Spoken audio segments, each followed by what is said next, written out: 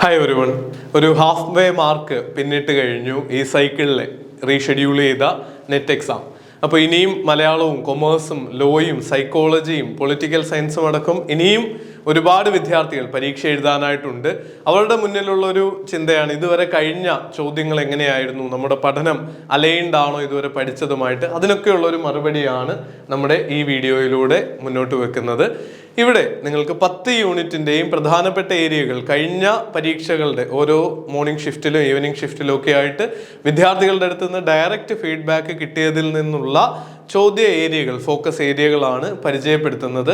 അതോടൊപ്പം തന്നെ നിങ്ങൾ യാതൊരു രീതിയിലും വറി ചെയ്യേണ്ട. മുൻപത്തെ പരീക്ഷകളെ കമ്പയർ ചെയ്യുമ്പോൾ സ്റ്റേറ്റ്മെന്റ് ടൈപ്പ് ചോദ്യങ്ങളും അസേർഷൻ റീസൺ ടൈപ്പ് ചോദ്യങ്ങളും ഒക്കെ പേപ്പർ 1 കുറഞ്ഞു വരുന്ന ഒരു പാറ്റേൺ ആണ് കണ്ടത്. നിങ്ങൾ തൊട്ട് മുൻപത്തെ എക്സാം എഴുതിയിട്ടുണ്ടെങ്കിൽ ഏകദേശം അതിനോടടുത്ത് നിൽക്കുന്ന നിലവാരമുള്ള ചോദ്യങ്ങളും മുൻ വർഷത്തെ പാറ്റേൺ ഫോളോ ചെയ്യുന്ന അതേപോലെയുള്ള ചോദ്യങ്ങളുമാണ് വരുന്നത്.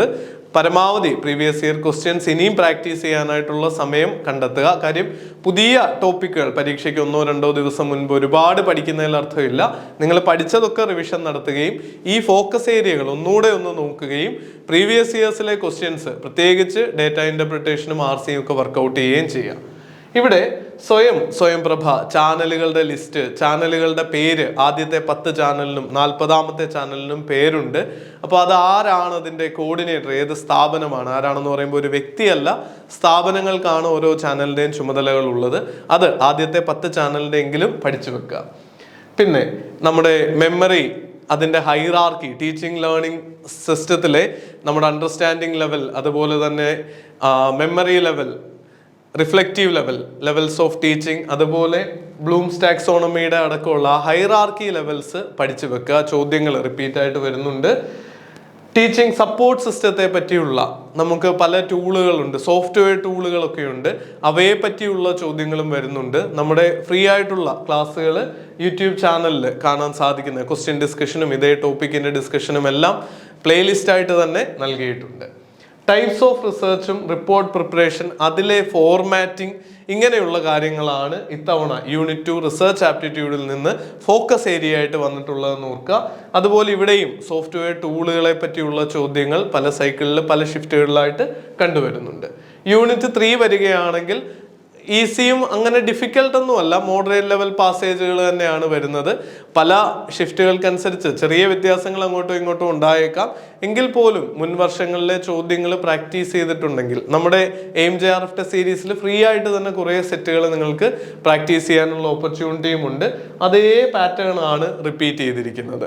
4ാമത്തെ യൂണിറ്റ് കമ്മ്യൂണിക്കേഷൻ ആണെങ്കിൽ 5 C's ഓഫ് കമ്മ്യൂണിക്കേഷൻ, ഇഫക്റ്റീവ് കമ്മ്യൂണിക്കേഷൻ്റെ പ്രധാനപ്പെട്ട ഫാക്ടേഴ്സ് എന്തൊക്കെയാണ്, ഫീച്ചേഴ്സ് ഓഫ് ഇഫക്റ്റീവ് കമ്മ്യൂണിക്കേഷനും കോൺഫറൻസിങ്, വെബ് കോൺഫറൻസിങ്ങുമായിട്ടൊക്കെ ബന്ധപ്പെട്ട ചോദ്യങ്ങളും ഇത്തവണ വന്നിട്ടുണ്ടായിരുന്നു.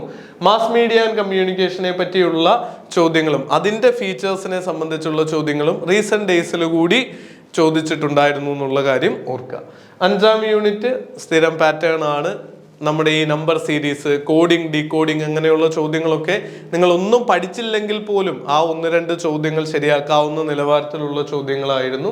വർക്ക് ആൻഡ് ടൈമും സ്പീഡ് ആൻഡ് ഡിസ്റ്റൻസും ഒക്കെ നമ്മൾ മുൻ വർഷത്തെ ചോദ്യ പാറ്റേണുകൾ കണ്ടുവരുന്നതന്നെ കുറച്ച് ചോദ്യങ്ങളൊന്ന് ചെയ്ത് നോക്കിയാൽ നിങ്ങൾക്ക് ചെയ്യാനായിട്ട് സാധിക്കുന്ന രീതിയിലായിരുന്നു വന്നിരുന്നത്.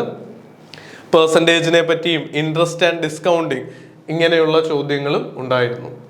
സ്ക്വയർ ഓഫ് ഒപ്പോസിഷനും ഇന്ത്യൻ ലോജിക്കും ഒക്കെ നമ്മൾ ഫോക്കസ്ഡ് ആയിട്ട് ലോജിക്കൽ റീസണിങ്ങിൽ പഠിക്കുന്നതാണ്. അതേ ചോദ്യങ്ങൾ തന്നെയാണ് ചോദിച്ചിരിക്കുന്നത്.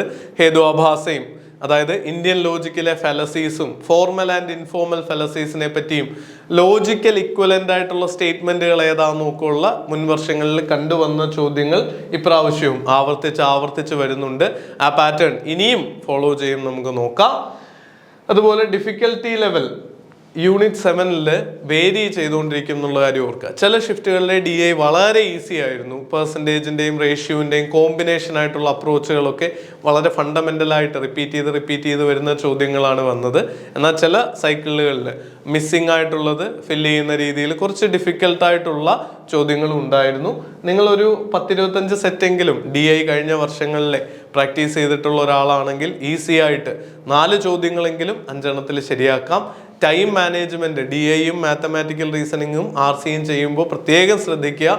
പരമാവധി ആ 5 ചോദ്യങ്ങൾക്ക് ഒരു 10-12 മിനിറ്റിൽ കൂടുതൽ എടുക്കരുത്. മറ്റു ചോദ്യങ്ങൾ ചെയ്തു തീർക്കാൻ പറ്റാതെ വരും. മാച്ച് ദ ഫോളോയിങ് ടൈപ്പ് കുറേ ചോദ്യങ്ങൾ നമ്മുടെ ICTയുടെ ഭാഗത്ത് നിന്നുണ്ടായിരുന്നു. സ്ഥിരമായിട്ട് ചോദിക്കുന്ന ഈ ബൈനറി, ഡെസിമൽ, ഹെക്സാഡെസിമൽ ഒക്കെ കൺവേർഷൻസ്, അത്തരം ചോദ്യങ്ങൾ ഉണ്ടായിരുന്നു.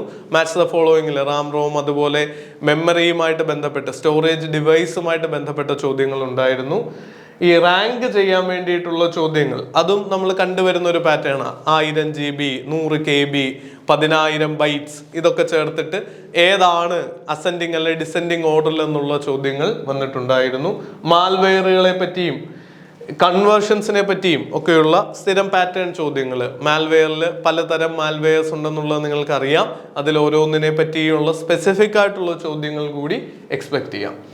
തിയററ്റിക്കൽ ആയിട്ടുള്ള ആസ്പെക്റ്റ് ആണ് 9-10 യൂണിറ്റുകളിൽ പ്രധാനമായിട്ട് വരുന്നതെല്ലാം. ഇവിടെയും നമ്മുടെ protocol, summits, convention on biological diversity, പൊല്യൂട്ടൻസിന്റെ റോളിനെ പറ്റി റീസെന്റ് ഇയേഴ്സിലെല്ലാം ചോദ്യങ്ങൾ ഉള്ളതാണ്. SDG, MDG, മില്ലേനിയം ഡെവലപ്മെന്റ് ഗോളും സസ്റ്റൈനബിൾ ഡെവലപ്മെന്റ് ഗോളും ഒക്കെ ചോദ്യപേപ്പറുകളിൽ ആവർത്തിച്ച് വന്നിട്ടുണ്ടായിരുന്നു. നിങ്ങൾ ഏറ്റവും പ്രധാനപ്പെട്ട ഏരിയകൾ മാത്രമാണ് ഞാൻ ഇവിടെ പറഞ്ഞിരിക്കുന്നത്. ഇത് മാത്രം പഠിക്കുക എന്നല്ല, നമ്മൾ ഇതിൽ ഏറ്റവും ഫോക്കസ് കൊടുക്കുക എന്നുള്ളതാണ്. ഹയർ എഡ്യൂക്കേഷൻ കമ്മീഷൻസും ഒക്കെ എല്ലാ വർഷവും ഒരു ചോദ്യമെങ്കിലും മിനിമം എല്ലാ ചോദ്യപേപ്പറിലും കാണും. ഏൻഷ്യന്റ് യൂണിവേഴ്സിറ്റി, നളന്ദയെ പറ്റിയിട്ടും തക്ഷശിലയെ പറ്റിയൊക്കെ ഉള്ള ചോദ്യങ്ങൾ നിങ്ങൾക്ക് എക്സ്പെക്ട് ചെയ്യാം. ഓൾറെഡി ചോദിച്ചിട്ടുണ്ടായിരുന്നു. ന്യൂ എഡ്യൂക്കേഷൻ പോളിസി, ഇവയെ പറ്റിയും ഡീറ്റെയിൽഡ് ക്ലാസ്സുകൾ നമ്മുടെ ചാനലിലും കോഴ്സിന്റെ ഭാഗമായിട്ടൊക്കെ നിങ്ങൾ കണ്ടിട്ടുണ്ടാവും.